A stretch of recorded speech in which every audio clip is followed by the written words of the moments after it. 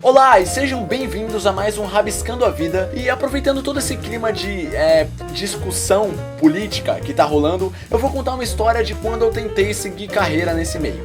Calma, tá bom? Calma, porque foi na época de escola e eu também transei com um travesseiro nessa época, pra você ver minha capacidade de tomar boas decisões na adolescência. No ensino médio do meu colégio existiam as chamadas eleições do Grêmio Estudantil. Os alunos formavam chapas, que eram tipo partidos políticos, e rolava uma votação entre os alunos para escolher democraticamente qual chapa representaria todos os estudantes. Isso seria para os alunos criarem um senso de democracia e aprenderem que quem fosse eleito teria o poder de organizar festas da escola, campeonatos de esporte, viagens educativas e roubar parte do dinheiro da verba de todas essas atividades. Mesmo assim, todo ano eu entrava em alguma chapa. Eu sabia que eu não ia ganhar, mas durante as eleições os candidatos tinham o direito de faltar em aula para participar do processo eleitoral, e se é para faltar em aula, eu tô dentro. E eu nunca levei aquela porra a sério. Tipo, as minhas chapas tinham o nome de, sei lá, Chapa Adão, pra eu falar coisas do tipo: nessas eleições, vote Chapa Adão. E além disso, todas as minhas chapas eram formadas pelos alunos mais feios e mongoloides.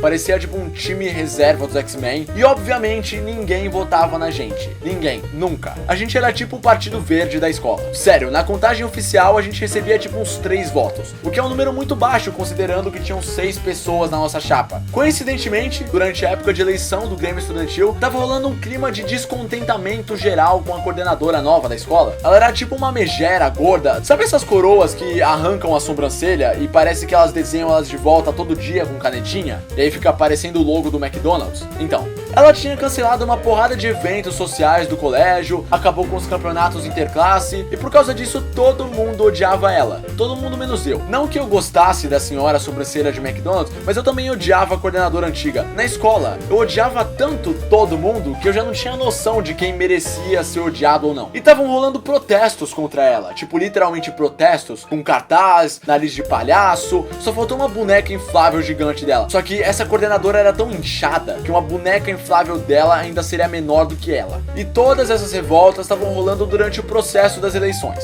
E todo esse processo eleitoral era bem parecido com as eleições de verdade mesmo. Tinha a parte do marketing, onde os candidatos tinham que abordar os outros alunos com panfletos, falando as propostas de governo deles, mas claro que basicamente todo mundo só mandava as gostosas da chapa fazer um charminho pros punheteiros. Ai, vota em mim, gatinho. Na verdade, eu gostava da época de eleição porque era a única época do ano que uma dessas minas falava comigo. Ainda bem que eles não usam essa estratégia nas eleições pra presidente. Já pensou?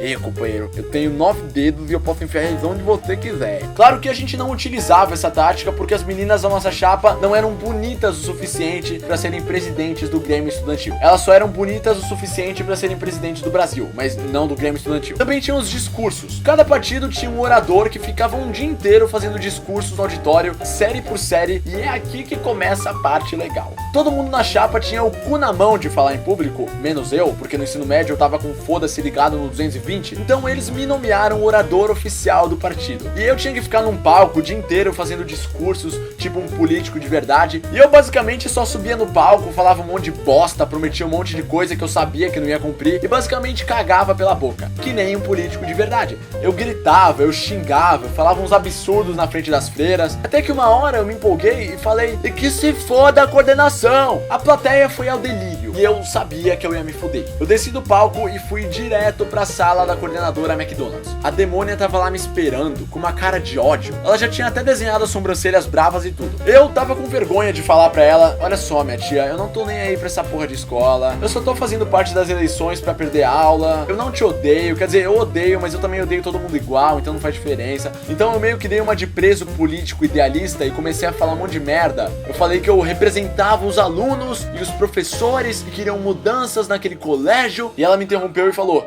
quais professores? Eu não sabia quais professores. Eu tinha acabado de inventar aquela porra. Eu fiquei com vontade de falar que era o professor de matemática arrombado que tava me reprovando, mas eu falei: eu não vou falar. Ela tentou me subornar, me convencer, ofereceu ponto extra e o cacete, mas eu me mantive firme. Eu parecia um cara honrado que tava me mantendo firme pelos meus ideais, mas eu não podia caguetar o professor porque o professor não existia. Ela me liberou e nos dias seguintes eu fui abordado por alguns alunos que me chamaram para uma reunião secreta. Lá eu encontrei vários alunos de várias séries diferentes e alguns professores. Aquela resistência contra a ditadura da coordenadora McDonald's realmente existia, e eu tinha caguetado eles sem saber que eles existiam. Eles falaram que gostaram daquele meu discurso que eu só falei bosta e me chamaram para fazer parte da organização dos protestos, sabe, para fazer abaixo-assinado e falar com a diretora e o caralho. E eu pensando, mano, eu caguei pro futuro da escola, eu só quero ir pra casa bater punheta e jogar Xbox. Mas de novo eu fiquei com vergonha de falar isso, então eu entrei pro grupo dos revolucionários e basicamente virei um Che Guevara sem o comunismo e a homofobia. Só nessa história eu já sou mais militante do que todo mundo que escreve textão no Facebook. O tempo passou, a coordenação continuou me perseguindo e eu nunca delatei o professor, mas